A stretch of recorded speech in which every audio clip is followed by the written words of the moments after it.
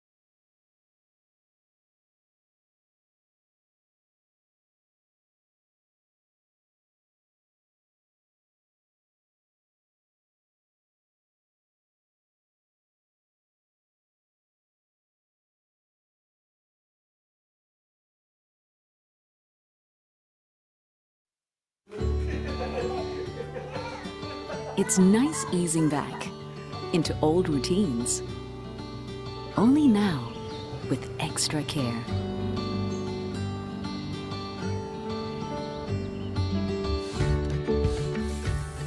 Let's do it for ourselves,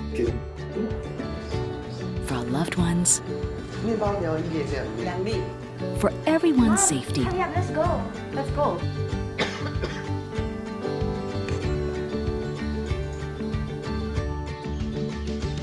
And staying safe starts at home. Nice. From how we work and learn, to the little ways we find joy.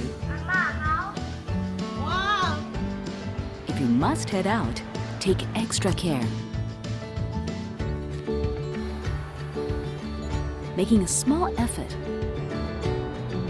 being mindful, they go a long way to keeping us all safe. The health of all depends on each one of us. So let's work together, using new tools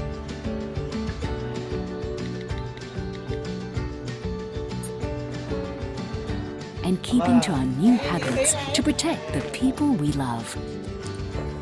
At work, let's all be good team players. Hi, morning. How are you? Good. A little distance between us today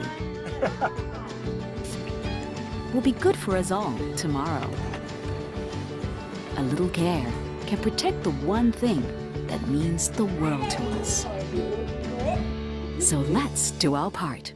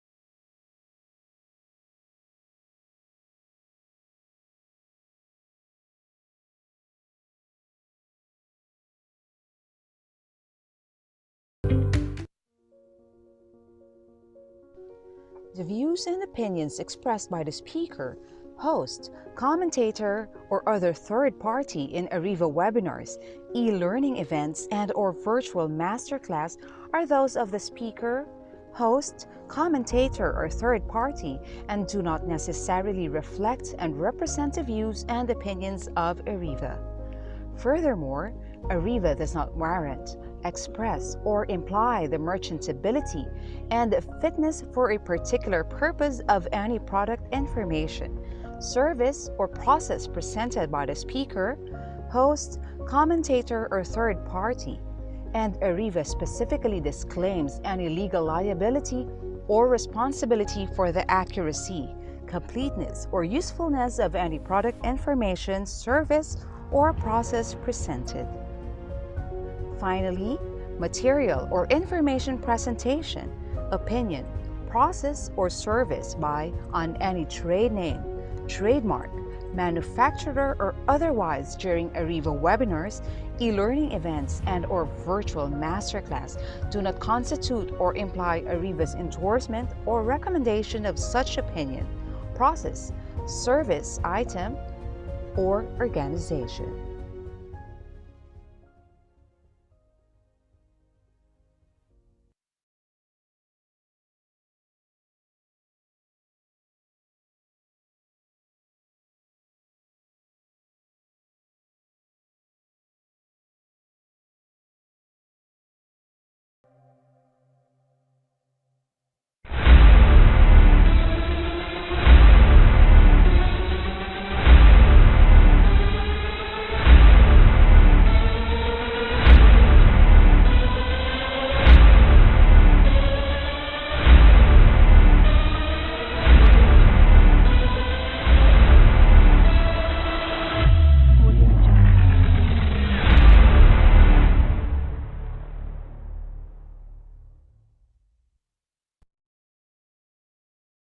Good morning, everyone. Welcome to Ariva Academy's free live webinar this morning with our topic, boosting work productivity, coping with stress and anxiety in turbulent times. I'm Kate, and I will be with you this whole morning as your host, and I am excited to be learning from our speaker as well.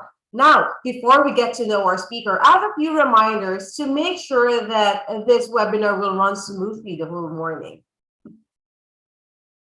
Ariva is committed to protecting your privacy, hence stricter security of this webinar has been implemented. For better viewing of your Zoom experience, we encourage you to please update your Zoom application by visiting their website. And for those of you who are using their mobile gadgets to view this webinar, please go to either the Google Play Store or the Apple Store so you can download and install the Zoom app.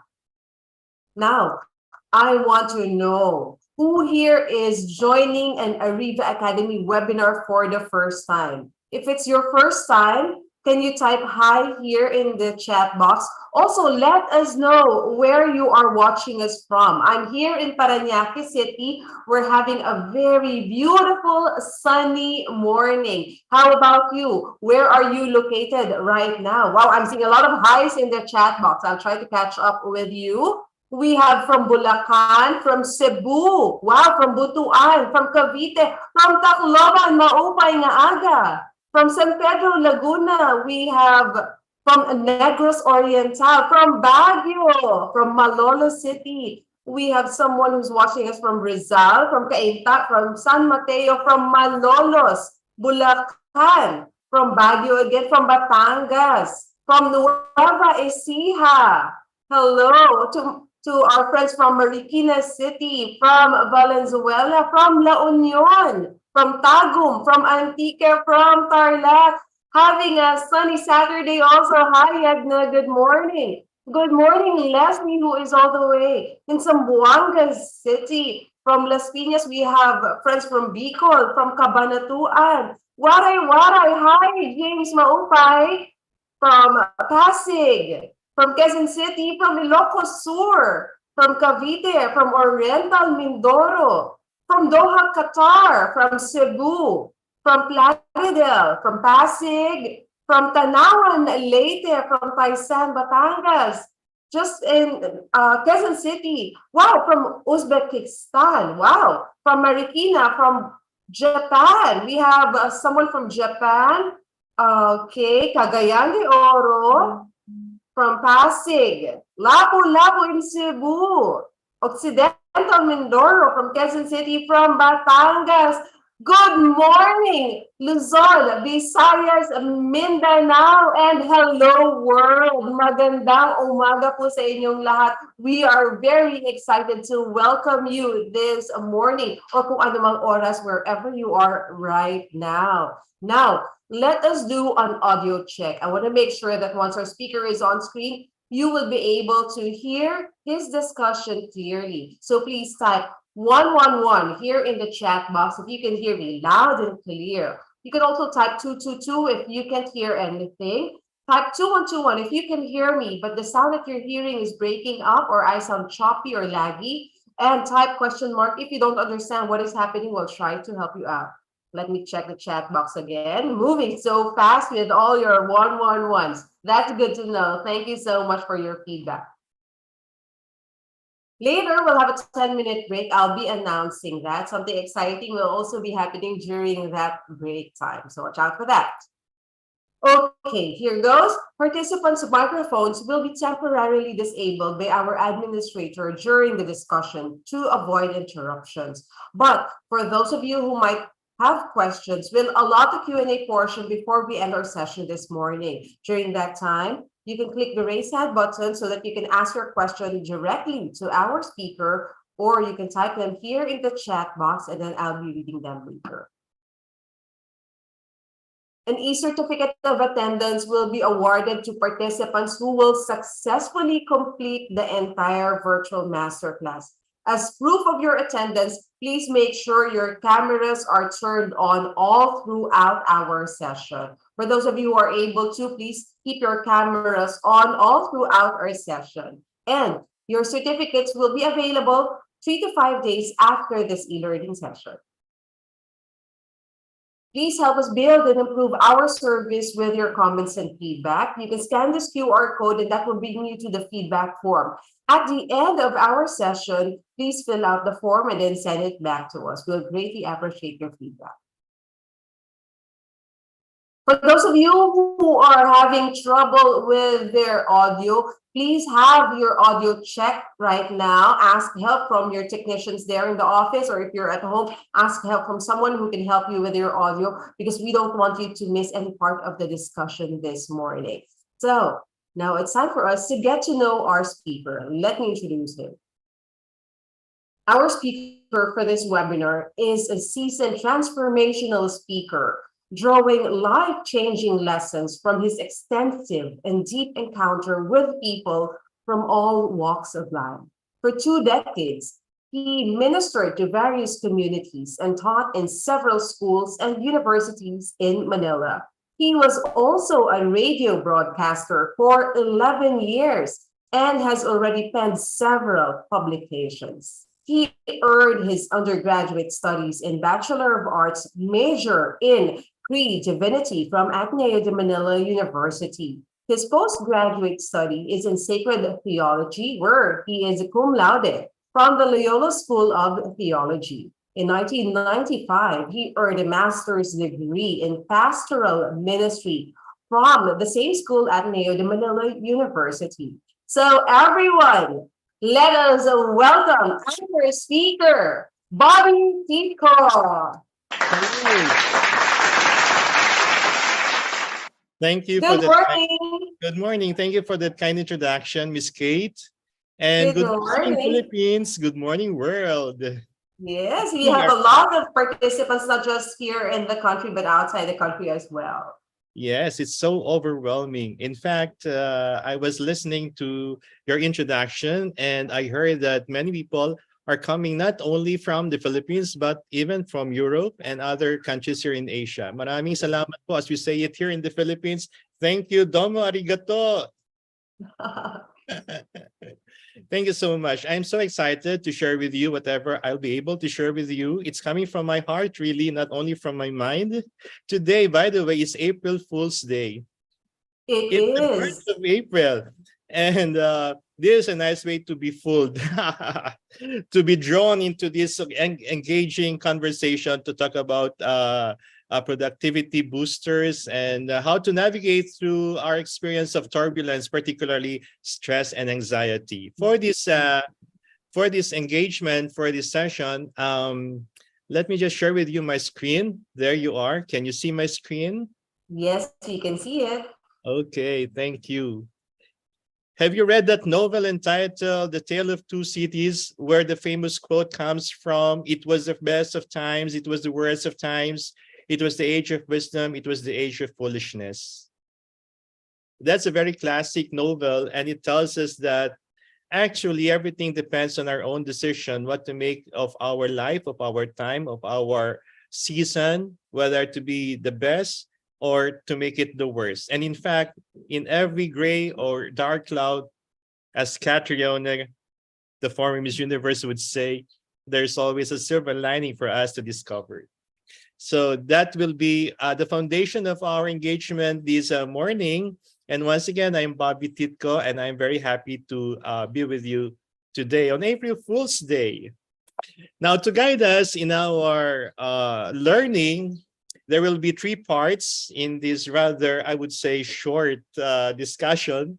The first will be our VUCA world. Second will be how to manage the gap. What's that gap all about? And the third, where we shall be concluding, is entitled Cast into the Deep, to throw our nets deeper so as to be able to navigate through the turbulent waves that beset us. Now, let me start with a song that I think, no, I'm not singing. Sorry, Miss Kate. With a song that I think captures our worldview, what kind of world we want to have, what kind of world we want to pass on to our next generations, to our children, our children's children. We all started life with this image of the world.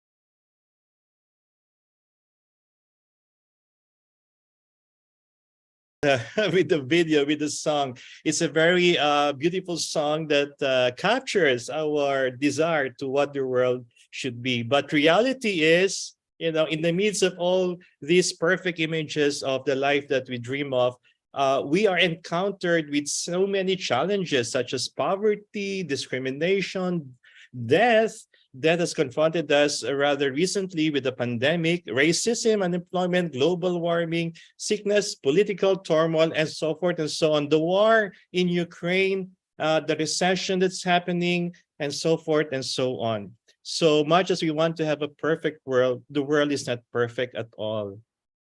And that's the reason why we need to learn how to navigate through this kind of world. Our world is a VUCA world. The pandemic has shown us that. Without any preparation, we were confronted by coronavirus. And I suppose we have all gone through some difficulties, whether we have been infected by the virus ourselves or a dear one has been infected by the pandemic.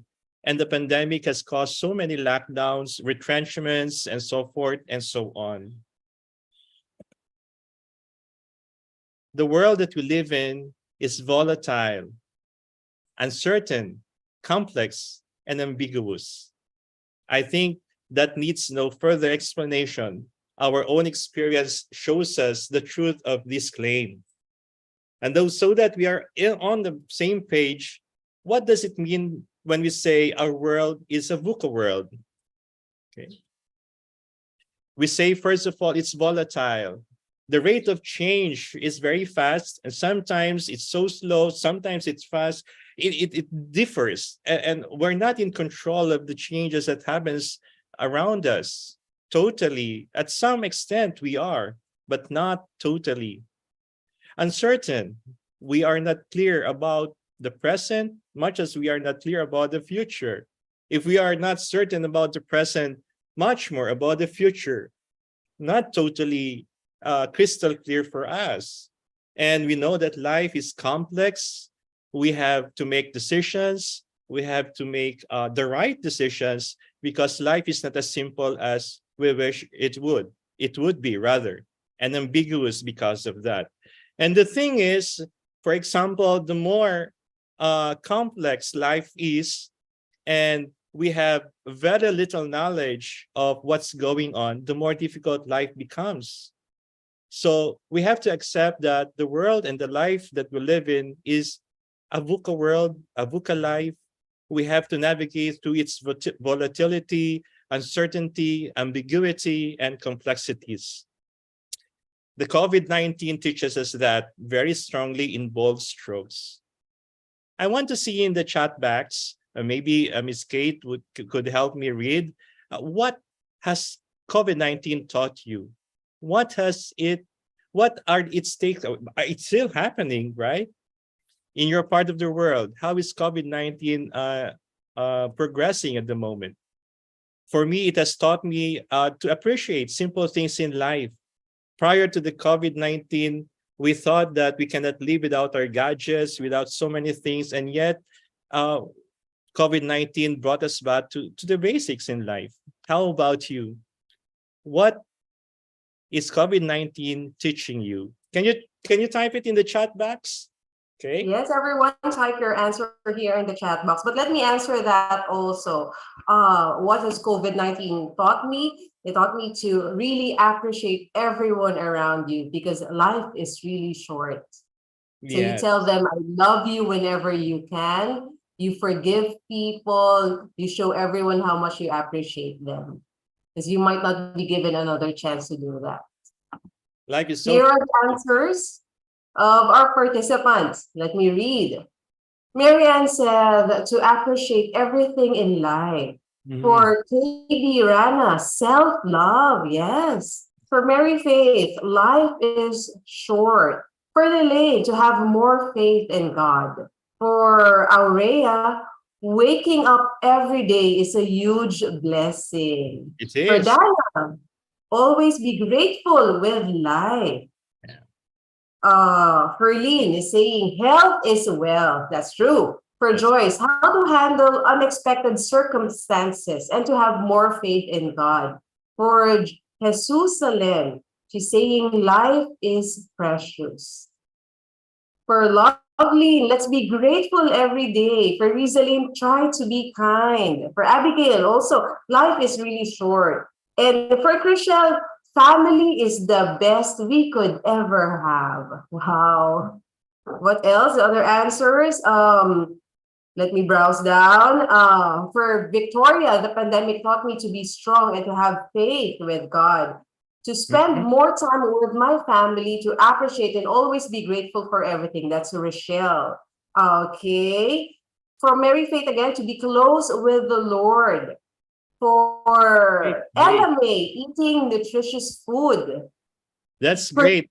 That's great. yeah, I think each one of us has an answer to this question, and that's heartwarming because we are seeing the silver lining even beyond the dark clouds. The pandemic has confronted us with the reality of our VUCA world, and yet we still see positive things in the midst of all these things. And it's one thing to know what lessons we have learned. It's another to put them into practice.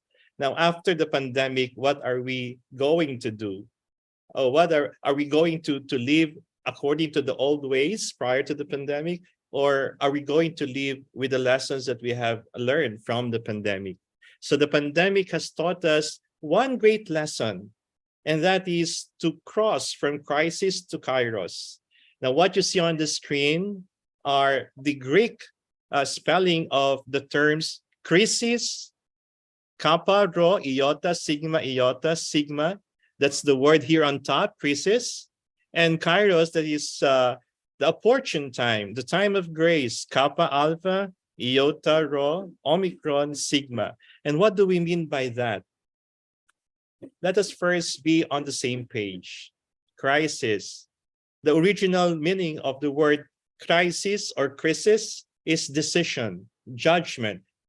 Nowadays, when we hear the word crisis or crisis, we have that image in our mind. It's a problem. It's a difficulty. But the truth is, originally, the word doesn't have any color at all of that sort. Crisis means decision or judgment. And it is a turning point, for example, in a disease when a condition of the person can get either better or worse. So it is like standing in the middle of crossroads, and the decision what road to take is in your hands. It's a critical moment. It's a moment of decision. COVID-19 is an experience of crisis, right? We have to make so many decisions, what roads to take so as to survive the pandemic. Now, kairos is time. It's related to the Greek worldview of the chronos. In ancient Greek, it means the right time or opportune time to do or say something. That is why crisis or crisis, which is standing in the middle of a crossroad, is also kairos, the right time, the opportune time, the time of grace to choose the right choices, to do the right actions, and to say the right words. And how can we do that? In our own culture, I wonder if there are some Chinese participants in this webinar. In the Asian tradition where we, most of us belong, we also have that concept from our Chinese brethren that tells us about Weiji.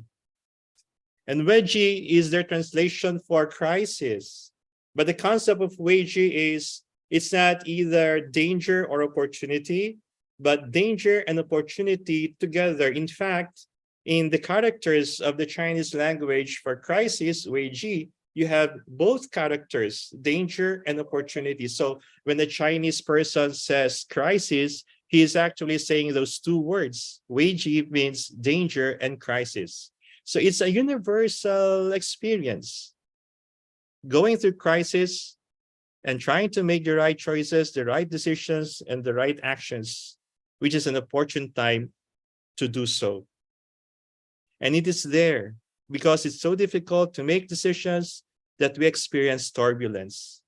It's like crossing that rough waters from crisis to kairos. And I think, my friends, that's what we're here for.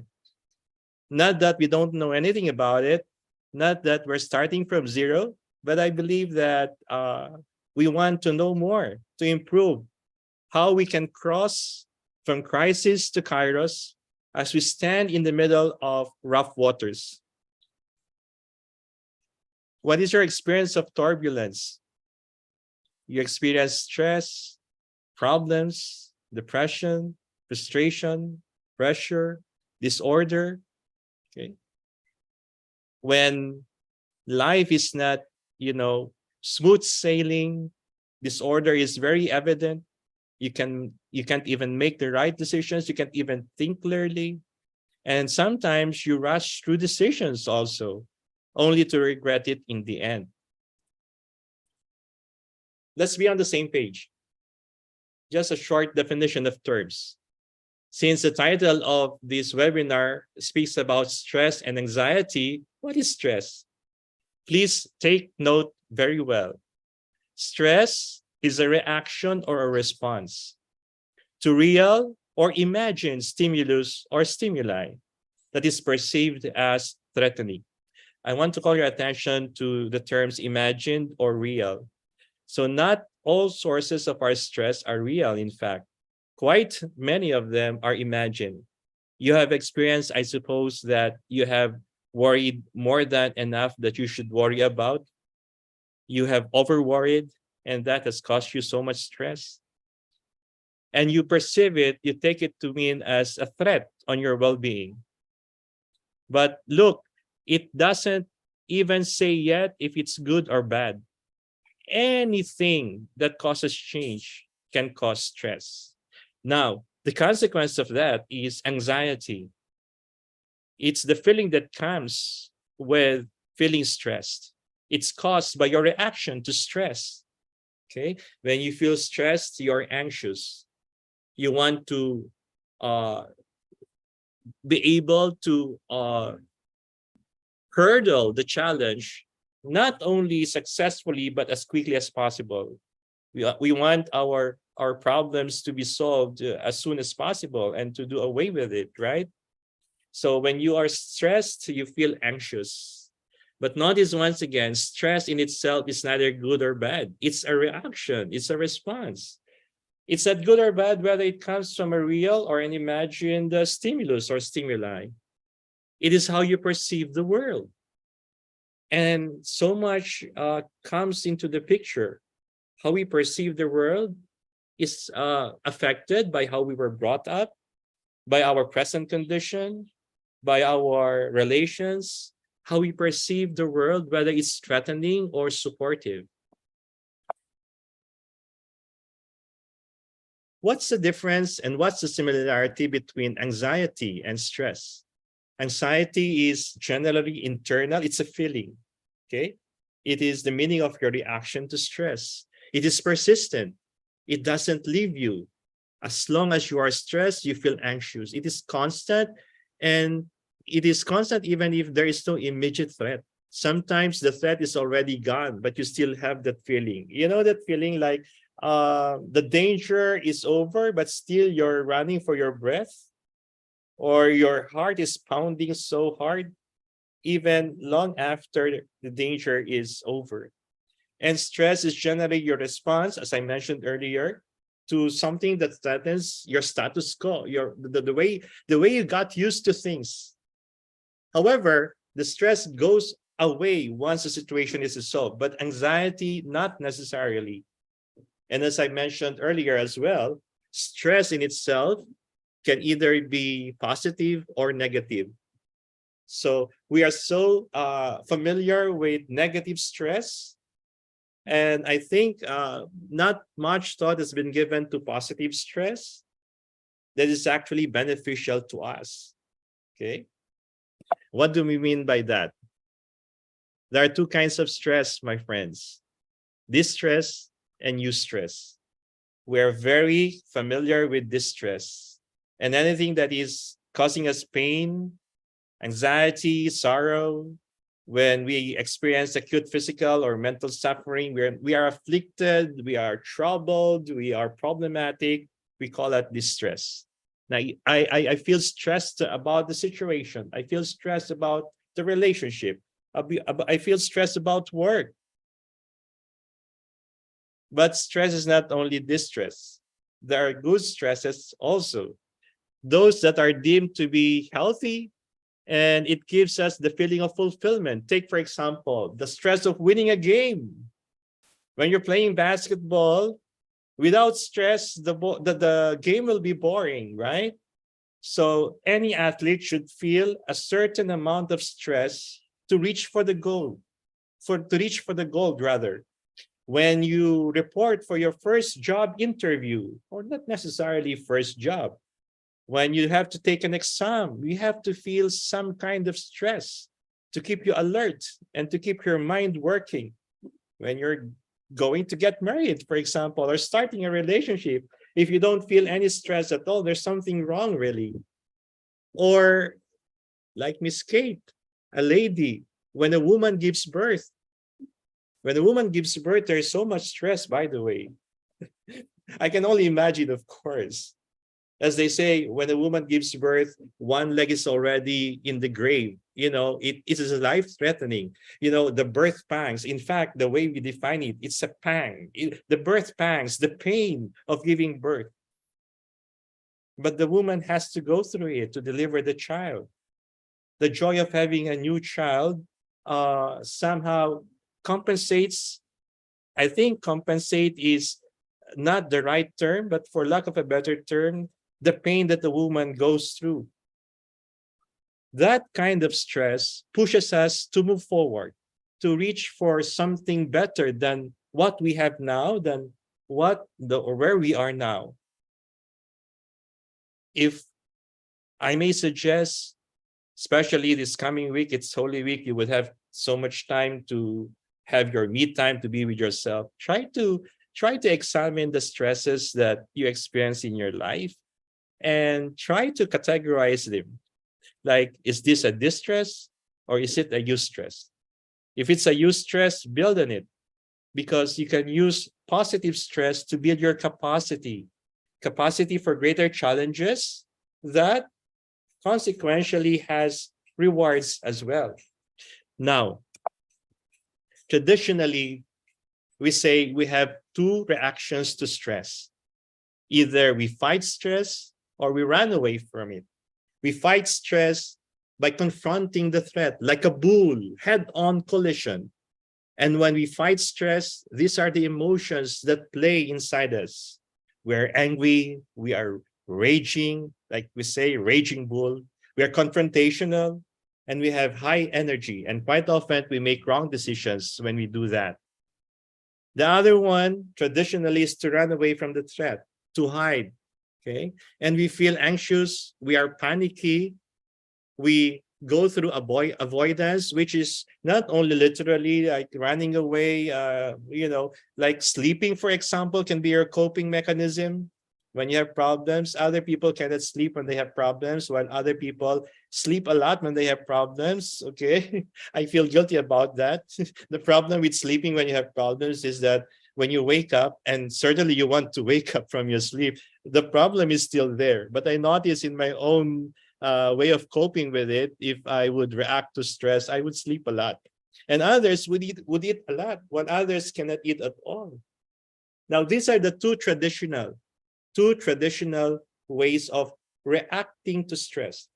And the stress we are referring here is not an emergency stress, like if there's fire, or if there is an earthquake or natural disaster, you don't think whether you will fight or you will run away. You run away right away. Not that kind of stress. But these are stresses like problems with your relationship, problems with your work, problems with your affiliations, and so forth and so on. Now, they also have added a third reaction to stress, which is called freezing. When you shut down to block out the threat, you disassociate. I don't know. You make the decision. Okay. Numbness. And sometimes you literally freeze or you faint, right? Now, psychologists would say that in truth, in our first encounter with a stressor, which is a source of stress, we are frozen because of the surprise of the threat. And after freezing for some moments, then we either fight or run away from the stress. So it seems that all of us go through freezing point when there is stress, while others can move on to a reaction that they choose to take. There are also those who are just left there frozen. They faint, and even some would also die. Now, recently in my research, I discovered that there's a fourth reaction, which is fun. And I write down there below, aha. Why do I write there, aha? Because I realize that many of us resort to this kind of reaction to stress. We appease the threat. We befriend the source of our threat. We give the person who causes our stress anything and everything that he wants, so that he would, stop stressing us. We want to please people. We don't want people to dislike us. There's nothing wrong about that, of course. But if it's over, if it's inordinate, then there's certainly something wrong about that. We try to be codependent with the source of our stressor. We want to be their ally, or we turn them into our ally, so that there will be no stress anymore. The problem with that is walls collapse and boundaries are destroyed. And something more problematic may happen because of that, which we will be mentioning in a little while. So these are the typical reactions to stress. Now, my friends, you know what? I think our problem really is, why we keep on wanting to know how to handle stress, is the word react, especially for Filipinos. I think 90%, if not 99% of us here in this room are Filipinos, while we do have some participants coming from other parts of the world. We love to react. Sometimes we're not even part of the scene, we react. Sometimes we are just watching soap opera rather, we react. We are a very reactive people. You agree? If you agree, can you please give me a virtual thumbs up? We react without any thought at all. And it's not that we blame ourselves or anyone. It's in our, system. It's in our system. We want to react right away. We want to let people know that we're in the right, they're in the wrong. We want people to know that we're not the person to fight, we cannot be coerced or anything. But the problem really is when we react. I have a question. Can I ask Benedict Bargayo, if you don't mind, just a little participation. Can you please read what you see on the screen, Benedict? You're muted. May we unmute Benedict, please? Yeah, there. Oh, there. Yeah, okay. Good morning. Good morning. Before you answer, where are you from? I'm from here, from Taguig, sir. From? From Taguig. Taguig, not too far. Oh, by the way, I heard some people are from Marikina. I am in Marikina right now. I am from Parang, Marikina. Go ahead, Benedict. Please read what you see on the screen and answer it, please.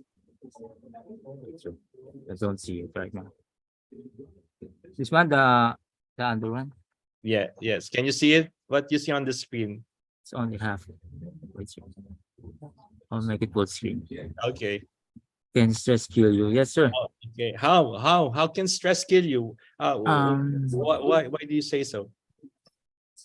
Maybe because of full of problems, stressing, thinking a lot of things. Okay. That's why other people kill themselves because of the stress. You're referring to suicide, right? Yes, sir. Eventually, because of too much stress, people are pushed to the limits and they take their own lives into their hands, right? Yes, sir. Okay, thank you for that answer. So Benedict says stress can kill us. Yes, sir. Okay, thank you, Stress can Benedict. kill people. Yes. Thank you, Benedict. How about Rebecca? Rebecca, how do you pronounce your last name? Ilan? Ian. Hi, Rebecca. Is it Ilan? Yian. Yian. Yian. Rebecca Yian. Can stress kill you? Okay. Maybe unmute there. Okay. I can unmute her. So please, Rebecca, can Yes. stress kill you? What's your opinion? Mentally distorted, distracted. Okay. But can it kill you? I don't think so. Why? So you have a different answer, right? Okay, Yeah. why can stress not kill you? Um, do the daily tasks that can help you release all your stress, like out, outing with families. Mhm. So there are ways Yeah, just release your to cope stress with with your stress. using your family. Okay, so thank you, Rebecca. We have two answers. Benedict says stress can kill you. It can push you to your limits and you take your own life into your hands. While Rebecca says, no, it can't kill us because there are ways to cope with stress. How about May? May Mendoza. Hi, May. Good morning. Good There. morning. Good morning, May. Where are you from? Where are you from? I'm from Marikina, actually, Marikina So Heights. you're from Marikina. There you are. We're here in Marikina. San I'm Cas- sorry. Where? Marikina Heights, Marikina Heights. Oh, it's not too far. We go to the church every Sunday, St. Paul. I agree. Yes. I hope to Yes. see you there in the church one day. Anyway, yes. I think, sir, to the extent of stress can kill a person to the extent of if the stress cause already certain disease, like if chronic stress can cause, for example, a high blood pressure, Mhm. or yung ano na sir, disease na, it can lead to disease already.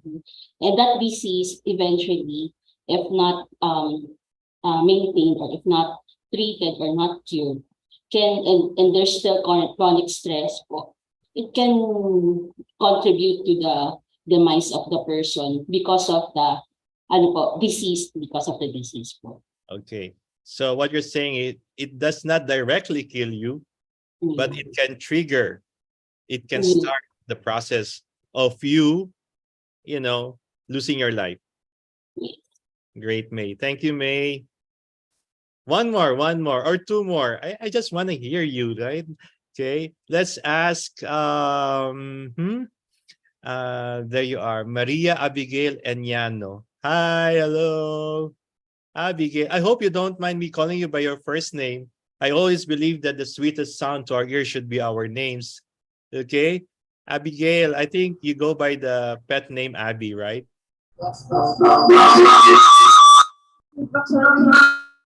Oh, like you have echo.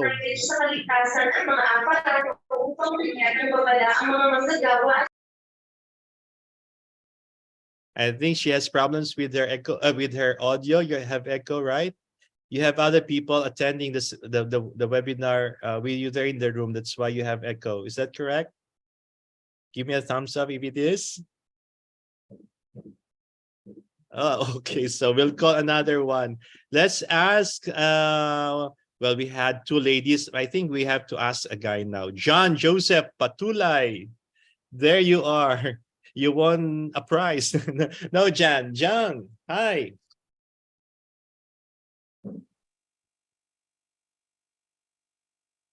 Good morning, John. We can't hear you. Yeah. We can't hear you well. Maybe, yeah. Also, a problem with the audio. Sorry, John, we can't hear you. There. Oh, still nothing. We can't hear you at all. Okay. You feel stressed about it. Don't worry, it won't kill you. Sorry, John. Maybe when you have a better audio. Okay. let's ask Efren Inso. I've been seeing Efren kanina pa, and talagang she is. I'm sorry, I'm reverting to Tagalog. And what's this? I saw him really concentrated on what we're discussing. So Efren, can stress kill you? Hello. Yes, it's clear. Ah, By yes. the way, where are you from? Where are you from? Cebu, Argao. Ay, makabisaya man ko, Oo. makasulti, Tagalog lang ako. Tagalog na. Oh, sure, yeah. I agree. I agree that stress can kill because so many problems. Filipino also have so many problems. Yes, Then and mentally stressed. yes. So I agree on that. So you agree that stress can kill you. Yes, yes. Thank you you. very much for our participants who answered the question. I have a different Yes. opinion. Let me give you an example. When we were kids, we live in our Lola's house. It's an old house. You know, in the Philippines, you have this old wooden house, and the windows are made of the shells, the copy shells. And it was, it looked like a haunted house, but not really haunted. But you know, kids are kids, and we would tease one another. I grew up with we are four in the family. We are four children in the family. I grew up with my two other siblings. Other one grew up in my aunt's house. But anyway, so we would tease each other, and we would frighten one another. And we were so scared of multo, as we say it in Tagalog, or ghosts. And our dad would always say, be afraid of the living, not of the dead, because the living can harm you, but the dead cannot. Ghosts are spirits. They have no corporeal existence, and therefore they cannot touch you. They cannot do anything about you. But because of your fear, because you are afraid, because you are scared, you might do something harmful to yourself. You get my point? You get that example? Perhaps stress, as some of you pointed out in your responses earlier, stress may lead you to do something bad to yourself, make you make wrong decisions, irreversible decisions with negative consequences. But stress in itself, I believe, cannot kill you. Sorry, Benedict. Sorry, Efren. You know what can kill you? Oh, I'm sorry. Let me bring back my slide. I'm sorry for that. What can kill us then? Oh.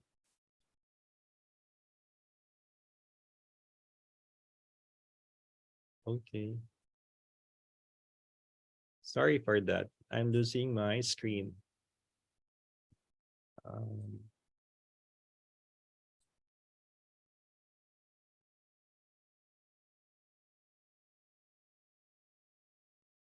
Now, this is a test on being stressed. Just a moment. Let me stop and let me share again. Okay. Okay. I think we have responses also in the chat box. Like, it's Yes, a we reaction. have. Yeah, it depends. There. It's not stress in itself that kills us. It's our reaction to it. So be careful with your reaction. And I presented to you prior to this part of the webinar, the typical reactions to stress. And I think the problem lies there. When we discuss stress, we want to know how to react properly instead of responding properly to stress.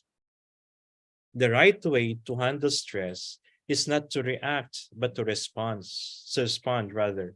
Let us be responsive rather than reactive. Take, for example, in the workplace.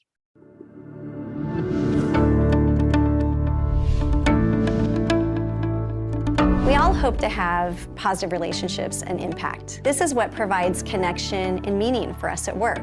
One way to accomplish this is by developing your self-awareness and self-management skills. This requires being intentional about your day-to-day interactions. When we're coming from a place of demonstrating respect and using positive intentions, then we naturally earn credibility and trust from others. But what happens when we're under stress or we're feeling challenged by others? Here is a key opportunity to really practice your self-management skills. And it can be difficult, even for the most socially and emotionally intelligent. The key is to focus on responding versus reacting. When we react to a situation or a person's behavior, we are letting our emotions get the best of us. This generally results in the other person becoming defensive and moving either against us or away from us. And in these instances, our ability to build trust and influence goes down. Responding, on the other hand, involves recognizing how you're feeling, but choosing to respond in a way that's consistent with the outcome that you want. So this doesn't mean bottling up your feelings or frustrations. It just means pausing and having a conversation in a non-emotionally charged way to communicate what you need and expect, and listening to others and understanding what they need and expect. With this shared understanding, you can have a better opportunity to come up with agreements for how to best work with each other. When you respond versus react, people generally move towards you and for you, and your opportunity to have influence goes up. So to be more intentional about how you manage your behavior under stress, you can follow these steps. First, think about situations or instances that trigger an emotional reaction in you. Once you have that situation or common situations in mind, think about how you feel and what you're thinking in those instances. Also consider how you react. What's your gut level emotional reaction? And what kind of outcome does that generally produce? Then, as an alternative, consider how you might choose to respond differently that may lead to a more positive outcome.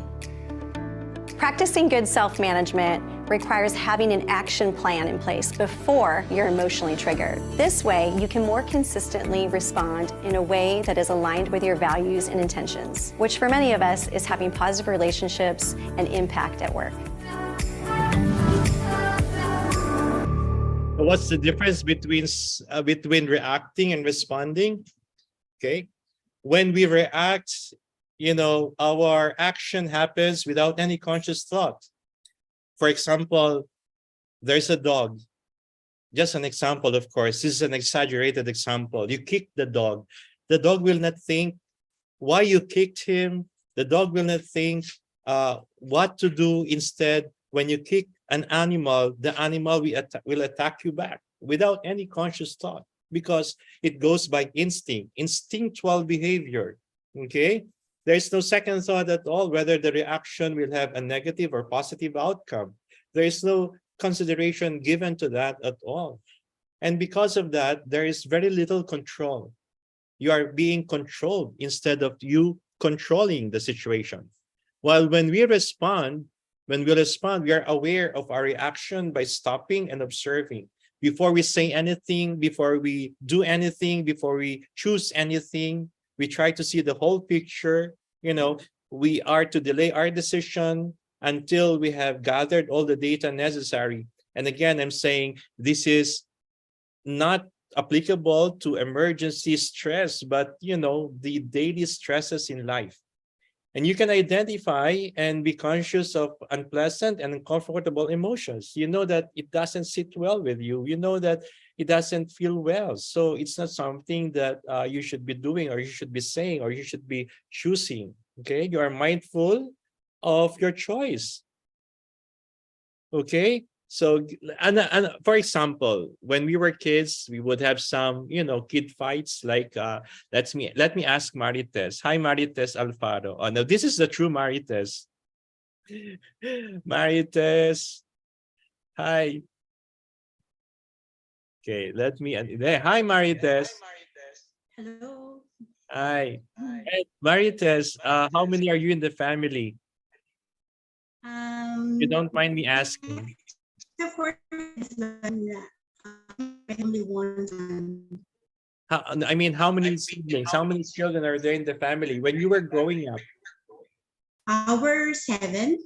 Wow, what a big family, huh? Mm. You are seven. I can just imagine how happy and how vibrating the house must have been, right? Yes. What's the rank in the family? Are you the eldest, the youngest, or the middle child? I'm the eldest. So you are the ate. Yeah, You I'm have the ate. more after you.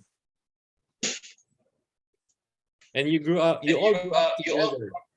You spend Yes, your childhood years together, right? yes. You would play and sometimes you would fight as well. It's normal for kids Yeah, that's true. to have arguments and even sometimes you would have, bickering and all that. But since you Yes. are the eldest, was there ever a time when you were the one who was bullied? I sorry, I can't hear you. Were you ever bullied by the young siblings? I'm the bully. You are the bully. Well, this They happens. never bullied me because they're afraid of me. Okay. Well, this happens in any family among kids. Like, for example, so you are the bully, Marites. So, Yes. who is your favorite to bully? Who among your siblings? The youngest. The youngest. youngest. What would you do? Now we're having Marites about your life. What would you do, Marites? I'm always teasing her. Okay. And whenever we have some food, I'll tell her that it's all mine and she will not have anything. So you wouldn't share it with her. Yes. Okay. And you enjoy doing that as a kid, of course. Yes, better as a now. kid. As a kid. And how would your sibling react? She will just cry. She will just cry. If you don't mind me. And she will ask help from my mother. Okay. Okay. So that it can be easier, if you don't mind me asking, what is your sibling's name? We don't know her anyway. Marisa. Marisa. So you're all M. Marites, Marisa. Marites, Marisol. Mario, Marisa. And my dad is Marciano. Oh, all M. It's the M family. Yes. Huh? Okay, Yes. Marites. And you bully Marisa, you tease her, you don't share with her your food, and you see her crying. How do you feel? As a kid, not now, okay, as a kid. As a kid, I felt I'm afraid also because my mother will scold me. But you feel like you have won the battle, right?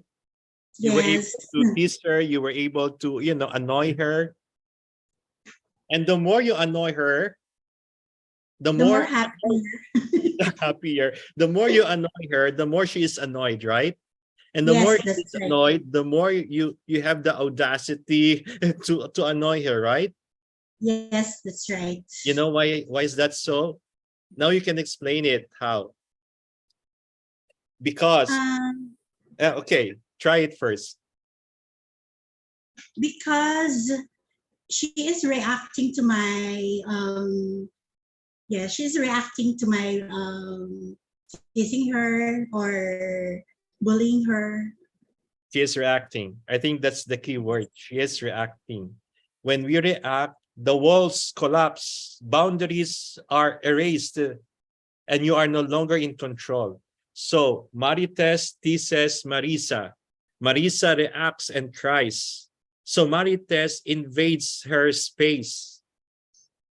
All the more, Marites teases Marisa. Then Marisa cries even more. The walls are gone. So Marites is now in control of the situation, including Marisa.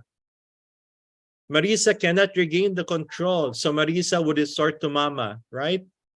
Yes. Because Mama is out of the situation and Mama has that wall. When we react, my friends, walls collapse. We surrender unmindfully and unwittingly our control of the situation. But when we respond, the walls remain. This is my space. You tease me, okay? I will not say anything until I want to say something, and I decide to say what is proper to say.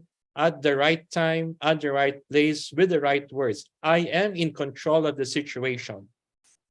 And when that happens, Marites, not too long, would be leaving the scene because she realizes she cannot control Marisa. Do you get my example? You get the point? Is it clear, Marites? Yes, that's clear. I think forget everything except that. When we react, we lose our control, literally and figuratively. But when we respond, we remain in control. We are in control of the situation. We see between the stimulus and our response, there seems to be a gap. That gap is that space where we choose to respond. We choose our response. And our response to the situation makes us grow even more and makes us even more free. This is from Viktor Frankl. Are you familiar with Viktor Frankl? Viktor Frankl was a survivor of the Holocaust. He was in the concentration camp at Auschwitz. He was separated from his family. Okay, he didn't see his wife and his children anymore, but he survived the Holocaust because of that hope that someday he would see his family, but he never saw them again.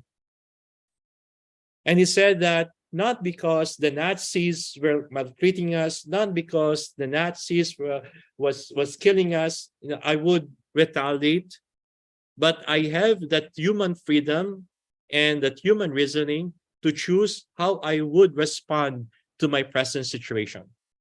And I refuse to let go of that. I refuse to, to allow myself, to be controlled by the situation. Instead, I will remain in control. Okay. So between the stimulus here is Marites, and the response will be coming from Marisa. Okay. In Marisa's mind, there is that imaginary space where Marisa, of course, they were kids then, they would have reacted differently now, of course, compared to when they were kids. Marisa would choose the best way to respond to Marites. And hopefully she would respond as a human being. And when we say that we respond as a human being, that is responding with your human freedom and human reasoning. Okay? Do you have any question before we go on a break?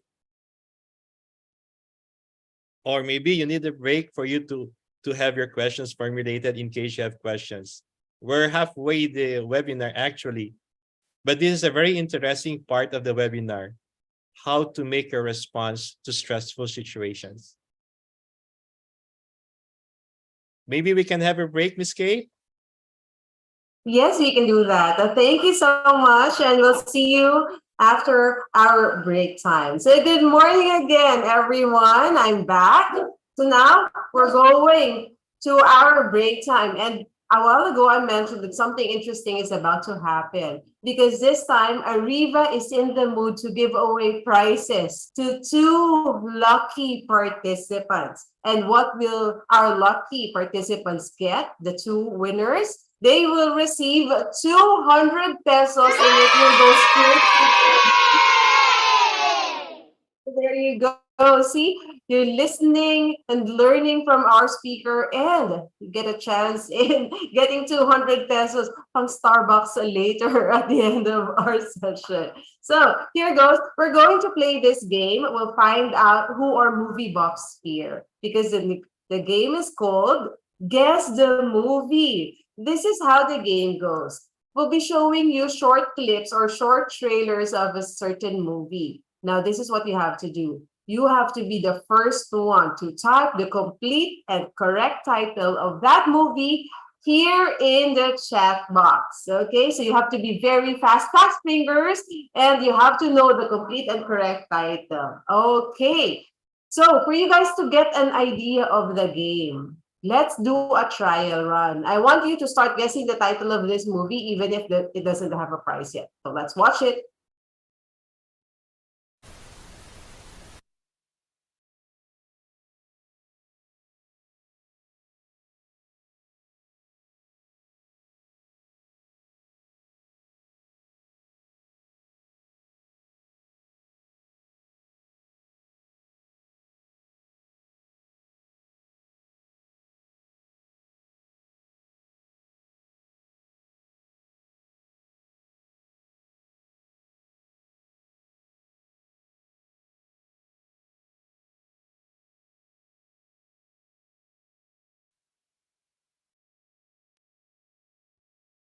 There you go. So the answers, the chat box is moving way too fast. So to our tech team, please help me out with this. But the answers that I'm seeing right now are High School Musical. There's one word high school and two words high school. Are there other answers? High School Musical 3. The others are there. Pitch Perfect. So let's see, what is the title of that movie? It is High School Musical. Okay, there's no other number at the end, but it's two words, so not one word. Because I saw some of you type one word, high school. So again, let me remind everyone, it should be the complete and correct title. We will not be accepting typos here in the chat box. Okay, so you guys know the game already. So let's watch the first clip.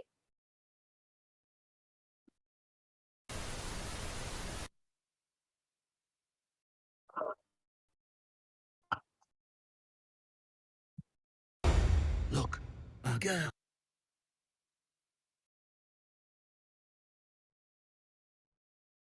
Who said that? Hello. You can talk. Hello, of course. It's all he ever does. How lovely to make your acquaintance. Want to see me do a trick?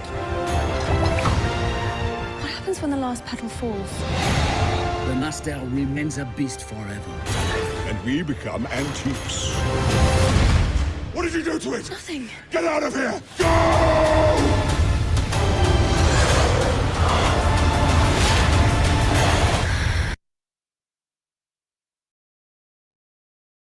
Okay, here are the answers.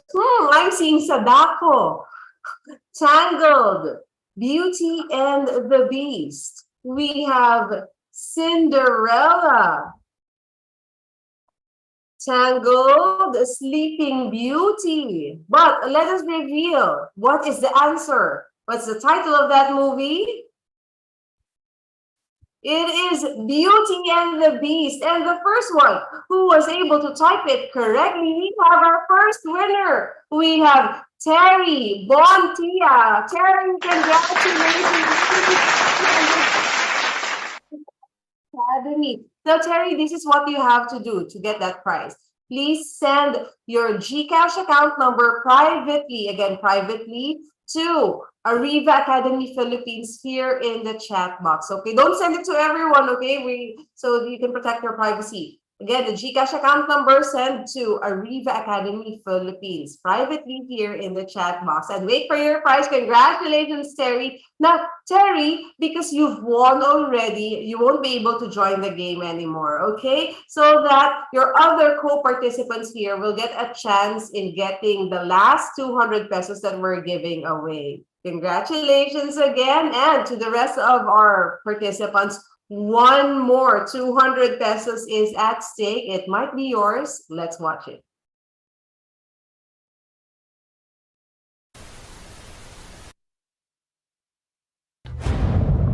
I saw water. Death by water. And I saw new life. A great flood is coming. We build a vessel to survive the storm. We build an ark.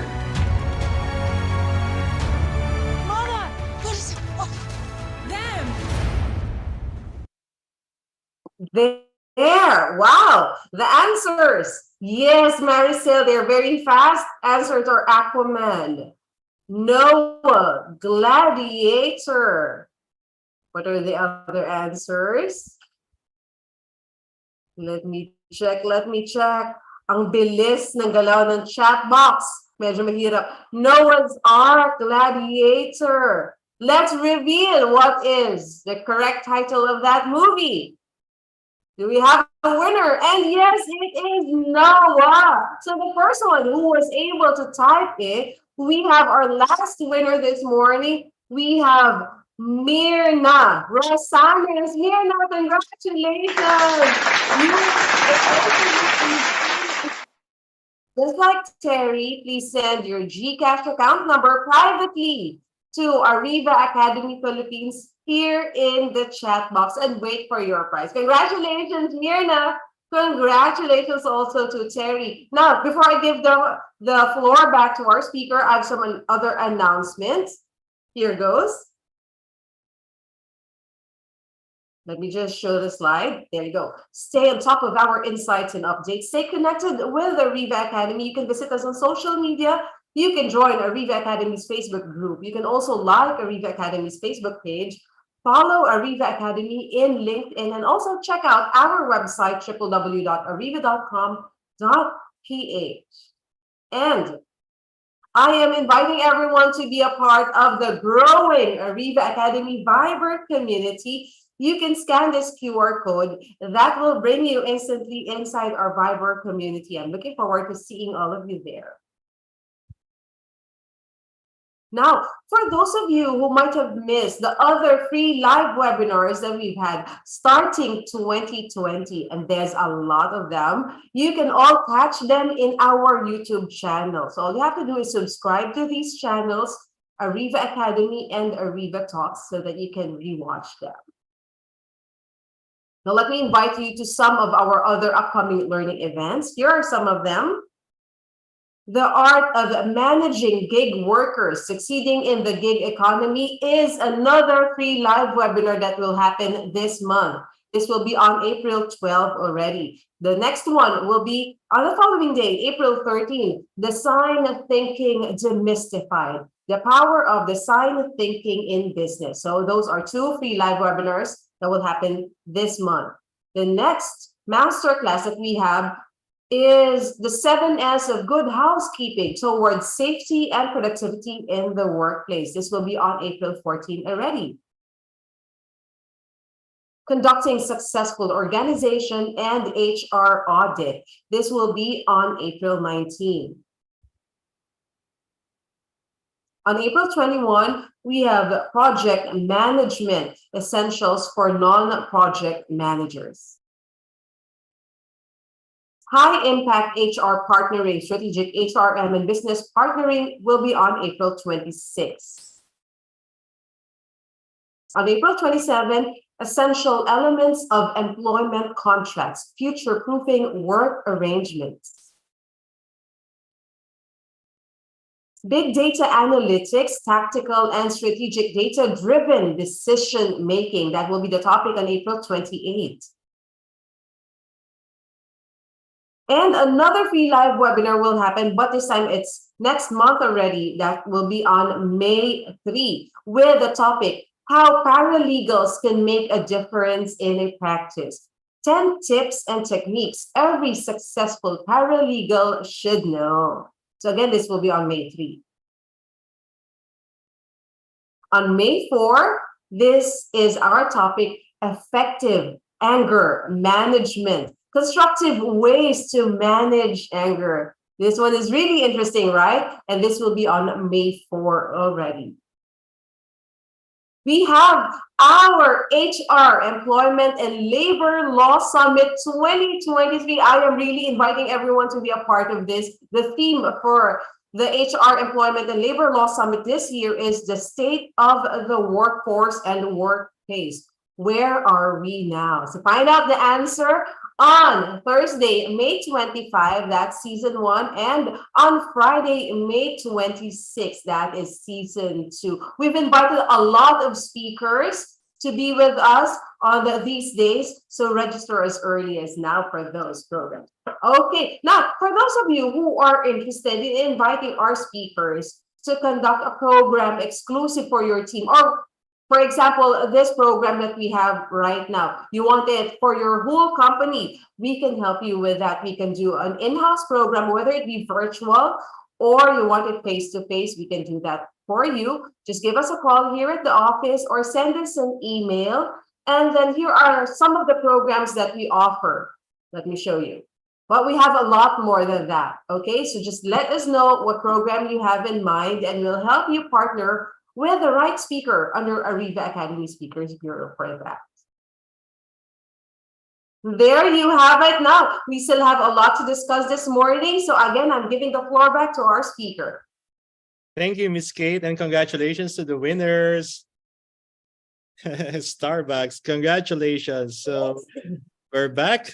So we continue with our discussion on boosting Yes, please. productivity through turbulent times, managing stress and anxiety. And this is where we left off prior to the break. As I was saying, between the stimulus and your response to the stimulus that causes your stress, there is a space where you make your decision using your human freedom and human reasoning. And as you respond to the stressful situation rather than react, you grow and you become even more free. This is according to Viktor Frankl. That's him. You see the man. He is a writer, he is a novelist, he's a philosopher, and as I mentioned earlier, he is a survivor of the horror that was Auschwitz, the concentration camp created by the Nazis. And he said that the last of the human freedoms is to choose our attitudes. Okay, I always say, and I believe that we are never victims until we willfully surrender our freedom. And what does that have to do with stress and anxiety? We cannot be stressed until we allow the situation to stress us out. Of course, that's better said than done, but there's something that's needed, and that's to be mindful always of what's going on around you and inside you. So we are not victims of situations, and quite often that is our pitfall. You know, we don't want to be victims, but we seem to enjoy the victimhood, the victim mode. It's always me, let it be me, let me carry the load, okay? No, we have to be more assertive of ourselves and never surrender our freedom to anyone, because we can never be slaves until we allow ourselves to be enslaved. So the last of your freedom as a human person is to choose what attitude to take. And that is what I mean by managing the gap. There's a gap, the space between the stress and the response, and that happens in our brain. And we are affected how we manage the gap by these four factors. Our conscience. Our conscience is very important. You don't have to be spiritual or religious to believe that you have a conscience. There's always that voice inside you that tells you the basic morality of doing what is right and avoiding what is wrong. Do the right, avoid the wrong. Now, that's so important because conscience can be deformed, okay, or misinformed with the proliferation of fake news nowadays. And in building and forming our conscience, the home, the family is so important.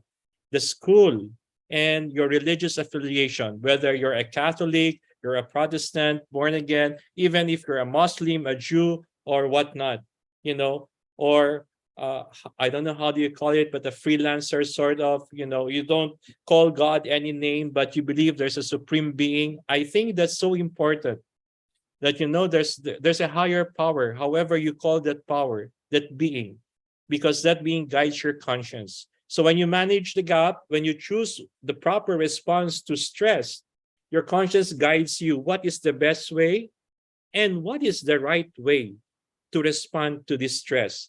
Because that stress, that source of stress or the stressor can be a person like you. Second, self-awareness. This is non-negotiable. We need to continually know ourselves.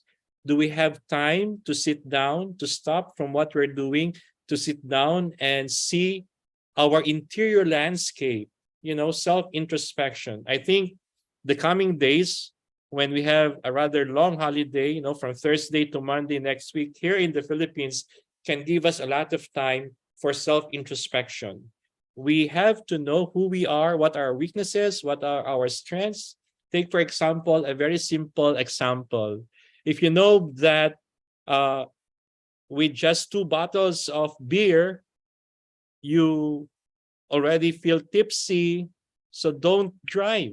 Don't drink at all, perhaps, if you're driving, because you might, meet an accident. So it takes a lot of good benefits if you always are guided by your knowledge of yourself. So conscience, self-awareness, imagination also plays a big part. You don't always have to respond violently or aggressively, or how can you show your anger in a way that is creative, how can you redirect your anger so that it won't hurt any human being, like when we were still studying in college, and sometimes, we have professors that are quite terrible, and the pile of work is such that we can hardly enjoy ourselves, our time together. We would just go at the center of the Ateneo football field. That's where I studied my college here in Quezon City, Ateneo de Manila, and we would shout our hearts out. That is our way of releasing the tension inside us. So try to find a creative, imaginative way by which you can direct negative thoughts and negative emotions inside you. And lastly, independent will. And here, as I said earlier, be careful never to surrender your freedom to anyone or to anything. Keep that freedom in your hands so that you're always in control of how you would respond. So you manage the gap. You manage the gap by allowing these 4 factors come into play when you choose the proper response to a particular stress. And where does that happen? It happens here in the brain. Probably some of you are psychology majors, okay? Some of you are working in the counseling field, and you know that Dr. Paul MacLean introduces what we call the triune brain, that actually we have 3 brains in one. Can you imagine that? That our one complex brain can be divided into 3 parts, and each part we can call a brain in itself. What are those parts? What are those 3 brains? And I'm saying this because, you make your choices not really in your heart. That's only figurative. You make your choices in your brain. And your brain is so powerful. That brain is so powerful that it will make or break your life. So when you make your choices, be aware that there are 3 parts in your brain. The new brain, the middle brain, and the reptilian brain. Let us have a brief excursion into this topic. Okay? The reptilian brain, which is at the very base of our brain, is in charge of our instincts so that we may survive. That's where we react, and it also regulates our appetites. So when there's fire, you run out of the house. If there's an earthquake, you duck, hold, and you stay under the strong, sturdy table. It's also in charge of our autonomic system. Like, you don't need to think to breathe, okay? You don't need to think for your heart to pump. What's in charge of that? It's the reptilian brain. Why is it called reptilian brain? Because it is the oldest part of the brain, and even reptiles have that. We don't need to learn to breathe. We don't need to learn for our hearts to pump. We don't need to learn to feel hunger, because there is a part in the brain that tells us that, the reptilian brain. Okay? So if it's an emergency stress, what should we allow to operate? The reptilian brain. The second part of the brain is even more interesting. It's called the mammalian brain. It's called the mammalian brain because it is present in all mammals. Okay, so dogs have this, whales have this. Okay, all mammals have this part of the brain, and this is in charge of our emotions and memory. The truth is, our emotions are closely connected to our memories. We have emotions because of our memories. Take, for example, Anna Rose Botohan. Hi, Anna. Hi, I can see your beautiful smile. So you feel happy because, okay, there was something in the past that taught you what happiness is. Parang song, it sounds like a song that taught you what happiness is. So, and when you feel sad, you can recognize sadness because there was an experience before that made you cry. You understand, Anna? You get the point? So when something similar happens, the memory is triggered, and the emotions are felt again. It may not be the same experience, it may not be the same circumstances, but it points to something in the past. And that's why sometimes when we see how people react to stress, we wonder why is she like that? Why is she overreacting? You know, the reason is in the memory. It triggers something about which she may not be at all conscious or aware of that happened in the past. And so she is reacting overboard because she doesn't want that sad thing to happen again. Now, the thing is, guys, the mammalian brain becomes fully developed, which is the seat of emotion, when we are in our adolescence until the early adulthood years. And that's the reason why teenagers would commit a lot of, blunders, a lot of mistakes. Anna, for example, Anna Rose Butuan, I'm not done with you yet. What a beautiful smile. Don't you recall that many of your big mistakes was when you were a teenager? And people would say, oh, you're still young. You are so passionate. Sometimes, if we are not careful and if we are not guided by an adult, we can make decisions that are irreversible because our emotions are so strong. When was the first time you fell in love, Anna? Wow, such a very personal question. But if you don't want to answer, it's all right. When was the first time you fell in love, Anna? In high school, sir. In high school, because the mammalian brain is so strong. Yeah, but there's nothing wrong about that. I must say, Anna, I fell in love the first time when I was in grade 6. Oh, that's a good. revelation for Kate. Yeah, Miss Kate knows me so well. When I was in grade 6, I had my first girlfriend. Okay. That's why we say teenagers, they always resort to emotions, mushy, romantic, and all that. And sometimes they make wrong decisions because of that.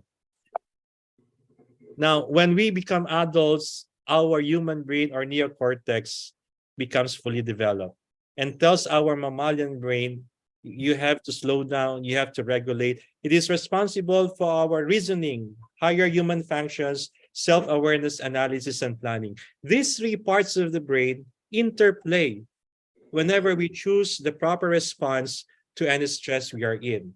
Just one point before we reach nearly the end. Now, you see there on the screen, the brain. You have the spinal cord.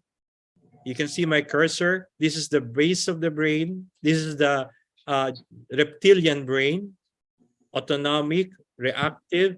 This is the limbic system, which is the mammalian brain. And you have the biggest portion, which is the neocortex or the human brain, which, by the way, only humans have. Animals don't have that. That's why they cannot reason out. They cannot carry on a logical conversation. Okay.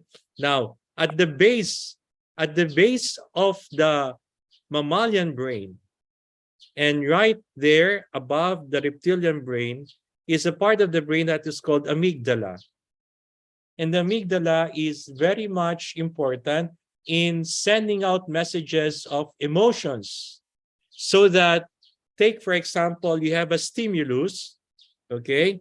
You're driving, and all of a sudden something hit you, and you saw it was another car that hit you right there in the middle of the traffic, and you were rushing, and you had a bad day, and you were so angry, and so the stimulus of anger is thrown to the thalamus, which transmits it to the amygdala, and the amygdala should send the stimulus to the neocortex to tell you, for example, Jonathan, what is your proper response to that person that hit your car? Will you go down from the car and confront the person? Will you kill the person? Extreme example. Then you give your response. And hopefully, when the stimulus reaches the neocortex, you're able to respond to the situation not as a dog, not as an animal, but as a thinking human being. You get the point, Jonathan? Jonathan, Julia. Is that your last name? Julia? Okay, it's both first name, right? Yeah, it's Julia. Julia. Now, it can happen, Jonathan. For example, you're driving Something hit you. You saw it's a car. Your car is rather a brand new car that came out from the casa recently, and you had a bad day from the office and at the office rather, and it's just a simply bad day. So you were so angry, and your anger was transmitted by the thalamus, which is at the base of the reptilian brain, and is thrown to the amygdala. It sends signals you're angry, you're raging, and then you went out of the car with your 45. Example lang to. It is an example, Jonathan. I know you won't do this. And you shoot the person that hit your car. You react to the situation. And reactions are rapid, quickly, strong, quite often, if not always, unproportional, and it is strongly emotional. And you shoot the person and the person dies. The stimulus was not able to reach the neocortex. The stimulus was hijacked by the amygdala. That's what it is called. And we have a saying in Filipino, like, for example, Jonathan, so you get arrested and I visit you and I ask you, Jonathan, what happened? Why did you shoot the man? What would you say in Tagalog? Let's speak Tagalog for a while. Anong nangyari, Jonathan? Ba't mo binaril? Meron siyang pamilya, meron siyang mga anak, may mga asa sa kanya. Bakit mo siya binaril? What happened to you? Please unmute. Oh, sorry. There, I'll unmute you. There you are. Ano nangyari? Nagdilim yung paningin ko. That's why I shoot him. Perfect, perfect. You got it the first time. Nagdilim ang paningin. The English for nagdilim ang paningin, what happens in your brain is amygdala hijack. You went amok because the stimulus was hijacked in the amygdala. It happens, and it can happen to anyone. But if you just don't, if you just don't react right away, eventually the amygdala will release the stimulus so that it can reach the neocortex after around 6 to 10 minutes. And that is why when there is a stressful situation, it is advisable that we don't react. We pause for a moment, we stop and assess things. Because the mind is like the water. It is, when it's turbulent, it cannot see clearly. But when it calms down, it becomes clearer. So the key here is, when you are confronted with something stressful, don't react right away. Don't react at all. Okay? Know that even in the midst of life's many storms, you have the capacity to stand in the center of your own peace. Why? Because it's in you. You make your decisions. And again, it is easier said than done, but that's the truth. You're gifted with human freedom and human reasoning. So, finally, what are my 3 advices? First, the key to navigating through stress and anxiety through turbulent times is mindfulness. Awareness of what's going on outside of us, around us, and most importantly, inside us. Because my number 2 advice is, an unexamined life is not worth living at all. So please do not lose that moment when you can be by yourself and look at your interior landscape. Okay? Grab this opportunity this coming days. Examine your life. How are you doing? Where are you going? What are your strengths and your weaknesses? What causes you stress and anxiety quite often? Cast into the deep. Cast inside you. Look inside you so that you can make your decision as to how to respond properly the right way. Cast into the deep. And one way, as I am concluding this webinar, if you don't mind, this is another workshop that I actually ran, the personal energy management. And I think to cast into the deep is to learn how to manage that energy within you, so as you can really live your life to the fullest and you can respond to situations better. Because in each of us, our energy is physical, the quantity of your energy, your health, how strong you are or how weak you are. Mental, can you focus that energy you have? And quality, what is going on inside you, your emotions, because it's not enough that you have so much energy, physical, but the quality is negative. Then you turn out violent. And lastly, spiritual, which is not necessarily religious, but the reason for your energy. And as they say it, from Nestle in Tagalog, they would say, para kanino ka bumabangon, right? Remember that ad? Para kanino ka bumabangon? That is your spiritual energy. Because sometimes you have so much physical energy, but you don't have an inspiration, the reason to rise each day. Or sometimes you're so sick, very low physical energy, but because there is such a strong reason for you to stand, to rise up each day, even if you are sick, you would go and report to the office, because that is what makes you feel important, valuable, and productive.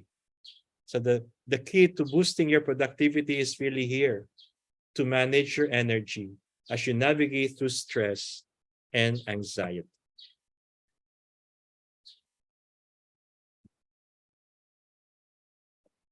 There you are. It was the best of times. It was the worst of times. It was the age of wisdom. It was the age of foolishness. Thank you. Thank you, Ariva. Miss Kate? Thank you so much. Wow. It was a really, really deep in the discussion, but we really understood a lot. But I know a lot of our participants might have questions. So now is the time to ask your question. You can click the raise hand button or type your question here in the chat box so that we can read them. Or just in case you want to remain anonymous in asking a question, baka it's a sensitive question, you can send your question directly to me, send it to me privately here in the chat box. When I read your question, I won't be mentioning your name. There you go. But we have some questions that were sent to us in advance. Let me ask this first question. Can you give us best practice in coping with the stressors, especially if your boss is the stressor? That is a common question. Well, first of all, before I answer not only this question, but any other question, I won't say I have the monopoly of truth. I am also your co-sojourner. I'm journeying through this life, so I get to learn my lessons as I go through it. First is mindfulness. As I said earlier, you have to be mindful why you are in the office, why are you working, who is this person? He is your boss, but he is not your master. And secondly, whatever the situation is, to remain not only calm, but respectful and polite. Don't go down to the level of a person who does not respect you at all. Let him learn by showing him the right way. And third, keep it professional. If it's about work, then deliver. If it's not about work, then I don't think you're obliged to deliver at all. I hope that answers somehow. Miss Kate? Thank you for that answer. I'll move on to the next question. Here, this one, I think she really needs help. Best way to cope with a sudden anxiety attack when you're at work? I think cases like that, especially if it's a sudden attack, and most importantly, if it's something that's regular, needs clinical attention. So I would suggest that you find someone who is clinically equipped, knowledge, and the other methods to go to so that the problem may be addressed. But meanwhile, I think a lot of spiritual searching can help. Or rather, spiritual searching can help a lot. It helps you to be in touch with your inner self. Okay, get a spiritual director. Okay, that's it. There you go. Thank you so much for that. Next one. Here. Can I improve my skills, but I am mentally unstable? And I step out from my shell because I cannot step out of my shell because I am scared. I want to achieve more knowledge, but I don't know how. What should I do? Well, first of all, skills are learned. It can be developed as you go through the years and as you attend trainings. So any skill can be learned and can be developed.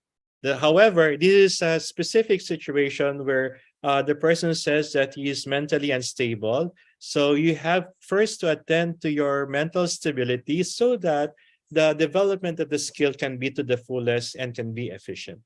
Maybe you cannot shoot two birds with one stone. In this case, you have to attend to the mental stability, since it's more important, so that you can develop the skill.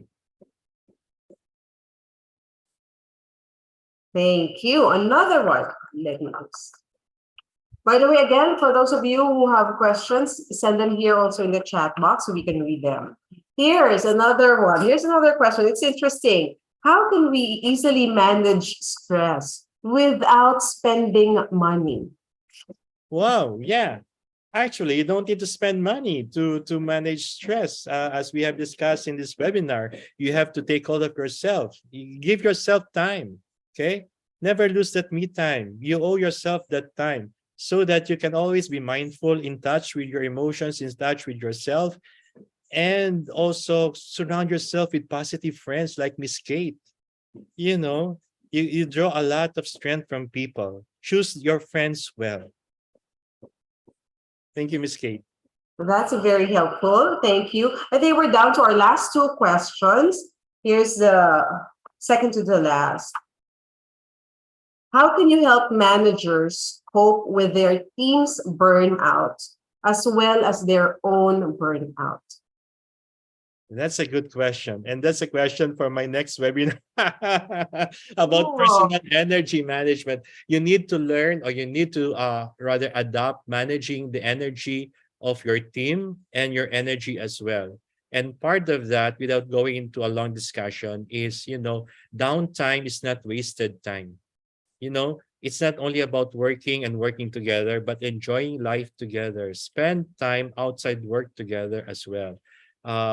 Sometimes we frown at downtime, thinking that it's wasted time. But the thing is, you cannot work well if you don't rest well. So I think that downtime is actually part of working. It's part of being productive. And one thing, if I may add, keep an open communication. Sometimes the problem between superior and subordinates is that the lines of communications are not open, right, Miss Kate? And so there's a difficulty for the subordinate to be honest and to express himself or herself to his superior. While the superior feels that it's not that he doesn't want to talk to his subordinates, but perhaps he is also at a loss how to go about it. Yeah, that's it, Miss Kate. Thank you. And this is our last question. I think it's very timely because we're going to Holy Week. Here's the question. Can you share with us biblical promises which we could depend on during turbulent times? Well, Matthew 28 comes first in mind. I forgot the exact verse, but the last chapter of Matthew where Jesus tells us, I am with you always until the end of time. Okay, no matter what happens, you walk through raging waters, I am there. You remember that story about the footprints in the sand, where God promises you that he will be walking with you on the shores of life. But then one day you saw there was only one set of footprints. And how dare you thinking that those sets are yours? It's not yours at all. Those footprints are footprints of the Lord. He was actually carrying you, and perhaps he was carrying you on his back. So you are not walking alone. Perhaps you are being carried already by Christ. So this is a biblical verse that comes to mind. And lastly, another one is John 3:16, of course. For God so loved the world that he gave us his only son. If God has given us his son, what else will he not give besides? This coming Holy Week, people think what to sacrifice from, what to offer God. Oh, please. The Holy Week, Lent itself, is not about what you do for God. Holy Week is what God did for you. So let's not get the limelight, grab the limelight from him. God loves you more than you know. You can never fully know how much he loves you. Okay, Miss Kate. Thank you so much for that. Wow, what a way to end this morning's webinar. Thank you so much. I'm sure all of our participants really appreciate it. I am seeing a lot of thank you messages, but because of that, we would like to present you with a certificate. Let me just show it and let me read it.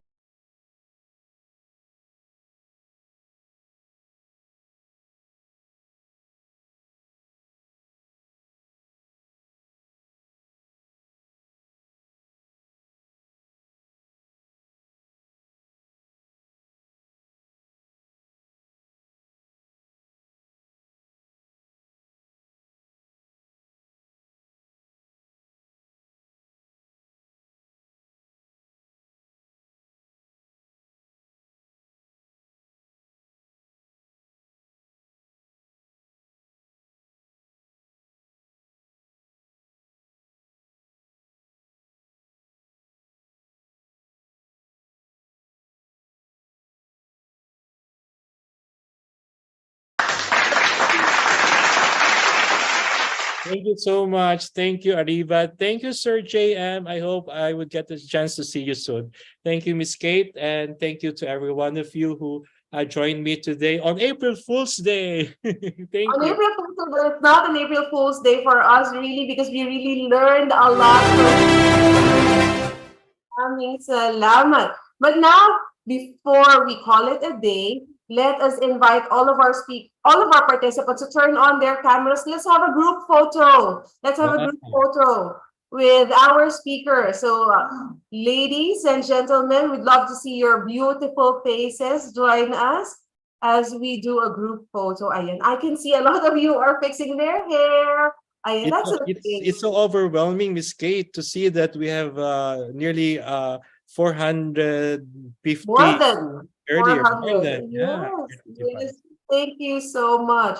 Now, I will be calling on the assistance of our technical director, Director JA. Can you assist us with this group photo? Thank you, Miss Kate. And now, for everyone, kindly give me a wonderful smile. For the first shot, give me a wonderful smile. Okay? If you're ready, in 3, 2, 1. For the second shot, just give me a double thumbs up with a beautiful smile. Okay? If you're ready, in 3, 2, 1. Thank you, everyone. Have a good lunch. And back to you, Miss Kate. Thank you so much, Direct JA. In behalf of everyone from Ariva Academy, I would like to say thank you to all of our participants for being with us on this super Saturday. I know it's a weekend, but you still spent it with us, learning from our speaker and learning from all of you as well. Maraming salamat. We are looking forward to welcoming you again in our future learning events. Thank you, everyone. Happy weekend and have a blessed Holy Week. Thank you. God bless you all, everyone. Thank you, everyone. Bye-bye.